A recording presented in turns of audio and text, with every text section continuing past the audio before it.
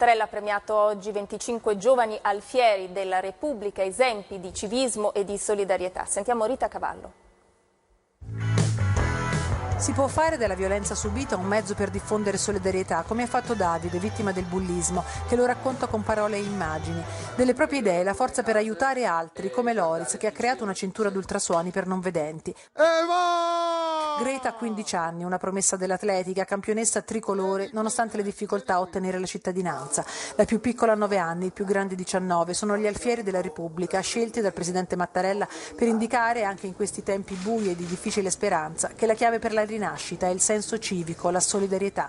Per questo, come negli anni scorsi, li premierà al Quirinale appena possibile. Saranno fra i primi volti dopo la quarantena a indicare qual è il vero volto dell'Italia. Hanno fatto in silenzio scelte giuste in difesa dell'ambiente, in soccorso di chi ha difficoltà fisiche o psicologiche.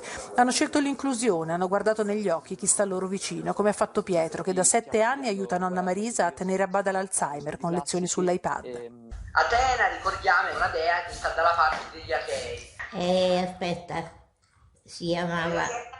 Sono molto onorato per questo riconoscimento. Ringrazio tanto nonna, nonno e spero presto di poterli rivedere per festeggiare insieme, non soltanto virtualmente, ma tutti insieme. L'Europa si avvia in ordine sparso verso il vaccino.